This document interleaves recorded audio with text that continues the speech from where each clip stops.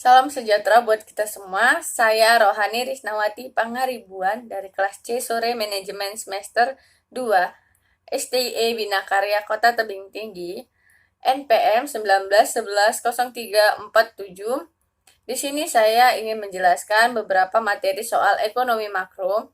Yang pertama, jelaskan bagaimana perubahan suku bunga dapat mempengaruhi permintaan uang di masyarakat hingga mengakibatkan perubahan terhadap kegiatan ekonomi. Karena tingkat suku bunga yang terlalu tinggi maupun yang terlalu rendah dapat mempengaruhi perkembangan ekonomi di dalam negeri. Tingkat suku bunga yang terlalu rendah di sisi lain dapat mendorong investasi, namun di lain pihak tidak mendorong mobilisasi dana melalui perbankan sehingga menimbulkan kesenjangan antara tabungan dan investasi.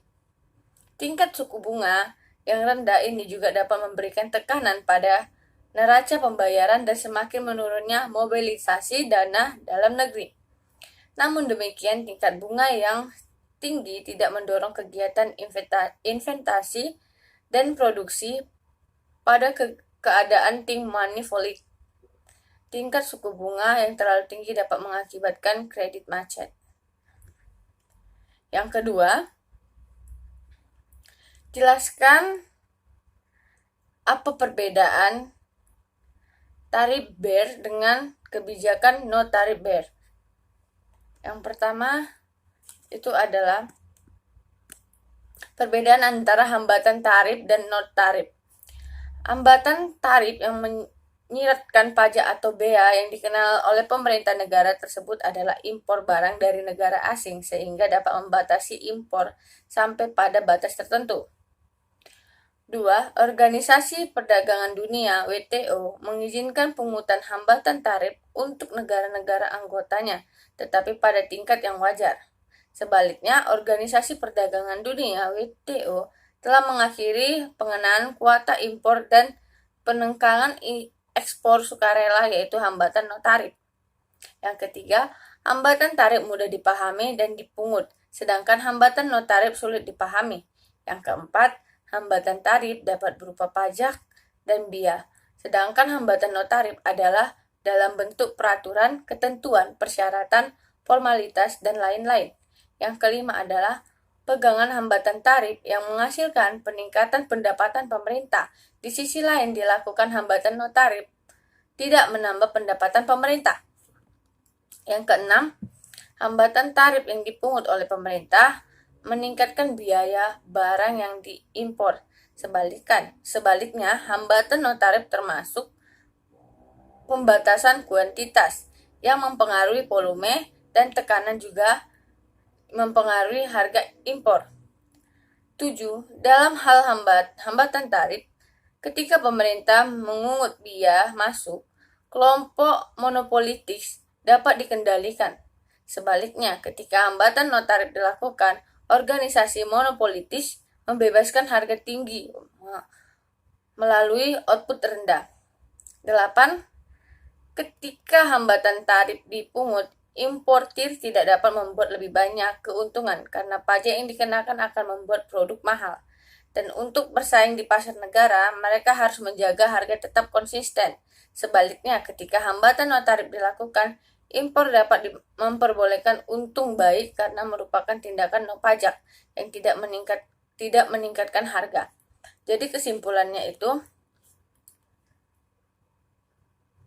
hambatan tarif dalam beberapa tahun terakhir, tetapi hambatan no tarif mengikat khususnya di negara maju. Selain melindungi terhadap produksi dalam negeri dan meningkatkan pendapatan pemerintah, ada beberapa alasan untuk memaksa hambatan tarif dan non-tarif meliputi keamanan nasional, pembatasan lingkungan pekerja, melindungi terhadap subjek dan perusahaan pemula, dan lain-lainnya. Yang ketiga, bagaimana instrumen kebijakan ekonomi internasional? Kebijakan ekonomi internasional dalam arti luas adalah sebuah tindakan atau kebijakan ekonomi yang dilakukan oleh pemerintah yang secara langsung maupun tidak langsung akan mempengaruhi skala bentuk perdagangan dan pembayaran internasional, baik dari sisi komposisi, arah, dan lainnya. Perlu digarisbawahi bahwanya kebijakan ini tidak berfokus pada tarif kuota, namun juga mencangkup kebijakan pemerintah dalam negeri yang tidak langsung akan memberitahu pengaruh terhadap roda perdagangan serta pembayaran internasional. Misalnya, peranan kebijakan fiskal dan peranan kebijakan moneter. Sedangkan arti kebijakan ekonomi internasional secara sempit yaitu sebuah tindakan atau kebijakan yang dilakukan oleh pemerintah dan memberikan dampak dan pengaruh secara langsung pada perdagangan atau pembayaran internasional. Instrumen kebijakan ekonomi internasional. Yang pertama, kebijakan perdagangan internasional. Ruang lingkup kebijakan perdagangan internasional itu meliputi segala tindakan yang dilakukan oleh pemerintah terhadap semua rekening yang masih atau sedang berjalan transaksinya dari neraca pembayaran internasional, khususnya hal-hal yang berhubungan dengan kegiatan ekspor dan impor. Suatu produk baik barang ataupun jasa, jenis kebijakan ini seperti kebijakan tarif terhadap impor, bilateral, dan masih banyak lainnya. Yang kedua, kebijakan pembayaran internasional. Untuk kebijakan pembayaran ini mencangkup beberapa hal mengenai kebijakan pemerintah terhadap rekening modal dan neraca pembayaran internasional, tepatnya pada pengawasan terhadap pembayaran internasional. Contoh dari kebijakan seperti pengawasan yang dilakukan oleh pemerintah terhadap lalu lintas devisa atau pengawasan terhadap lalu lintas modal jangka panjang. Yang ketiga, kebijakan bantuan luar negeri.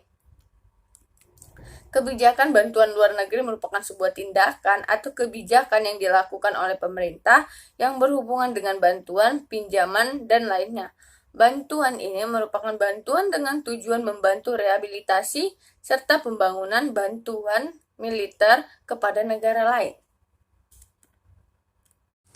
Yang keempat adalah apa yang dimaksud dengan perekonomian terbuka? Perekonomian terbuka adalah perekonomian yang melibatkan diri dalam perdagangan internasional, baik itu ekspor maupun impor, barang dan jasa, serta modal dengan negara-negara lainnya. Sistem ini memberikan kesempatan bagi masyarakat untuk berintegrasi dalam bidang ekonomi dengan negara lain, baik itu perseorangan, swasta, ataupun pemerintahan. Kegiatan ekonomi tersebut bisa dalam bentuk perdagangan produk, barang, dan jasa, pertukaran ekonomi, dan sebagainya.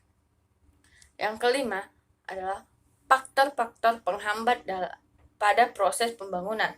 Ada beberapa. Yang pertama, perkembangan penduduk dan tingkat penduduk yang rendah. Perkembangan penduduk dan dapat menjadikan pendorong maupun penghambat pembangunan. Perkembangan penduduk yang cepat tidak selalu menjadi penghambat dalam pembangunan ekonomi jika penduduk tersebut mempunyai kapasitas atau penyerap dan menghasilkan produksi yang berhasil. Tetapi bagaimana dengan perkembangan penduduk yang begitu cepat di negara-negara sedang berkembang? Dampak hal ini belum menjadi modal dasar yang positif, bahkan jumlah penduduk yang banyak sering kali menjadi penghambat. Nah, yang kedua, perekonomian bersifat dualistik. Perekonomian yang bersifat dualistik merupakan hambatan karena penyebab produktivitas, berbagai kegiatan produk yang rendah, dan usaha-usaha untuk mengadakan perubahan sangat terbatas sekali. Yang paling rawan adalah hambatan berupa dualisme sosial dan teknologi yang sangat mempengaruhi terhadap mekanisme pasar sehingga sumber daya yang disediakan tidak digunakan secara efektif dan efisien. Yang ketiga, tingkat pembentukan modal yang rendah. Tingkat pembentukan modal yang rendah merupakan hambatan utama bagi pembangunan ekonomi. Bentukan modal di negara-negara yang sedang berkembang merupakan lingkaran tak berujung pangkal. Produktivitas yang sangat rendah mengakibatkan rendahnya pendapatan real. Pendapatan yang rendah mengakibatkan loan saving loan instrument dan rendahnya pembentukan modal. Pendapatan yang rendah mengakibatkan tabungan rendah pula. Tabungan yang rendah akan melemahkan pembentukan modal yang pada akhirnya kekurangan modal, masyarakat terbelakang, kekayaan alam belum dapat diolah, dan seterusnya sehingga merupakan lingkaran yang tidak berujung pangkal. Yang keempat adalah struktur ekspor berupa bahan mentah. Sektor ekspor negara sedang berkembang belum merupakan agent of growth karena bersifat industri yang mendorong ekonomi dualisme, yang kurang mendorong perkembangan ekonomi lebih lanjut.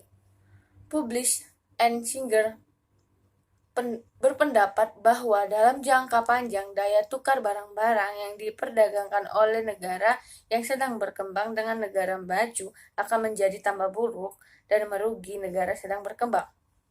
Yang kelima, proses sebab akibat kumulatif. Sebab akibat kumulatif sirkular adalah hambatan pembangunan di daerah miskin sebagai akibat pembangunan di daerah maju, sehingga timbul gap antara daerah maju dengan daerah miskin. Keadaan-keadaan yang menghambat pembangunan disebut black wash effect. Faktor yang menimbulkan tersebut adalah 1. Perpindahan penduduk dari daerah miskin ke daerah yang lebih maju. Kedua, corak pengaliran modal yang beraksi. Yang ketiga, pola perdagangan dan kegiatan perdagangan terutama didominasikan oleh industri-industri di daerah yang lebih maju. Ini menyebabkan daerah miskin mengalami kesukaran untuk mengembangkan pasar hasil industrinya dan memperlambat perkembangan di daerah miskin. Akhirnya, keadaan yang menimbulkan black wash effect adalah keadaan jaringan pengangkutan yang jauh lebih baik di daerah yang lebih maju sehingga menyebabkan kegiatan produksi dan perdagangan dapat dilaksanakan lebih efisien di daerah tersebut. Sekian penjelasan dari saya. Jika ada kata-kata yang salah, saya mohon maaf. Jika ada kesalahan, saya mohon maaf. Terima kasih.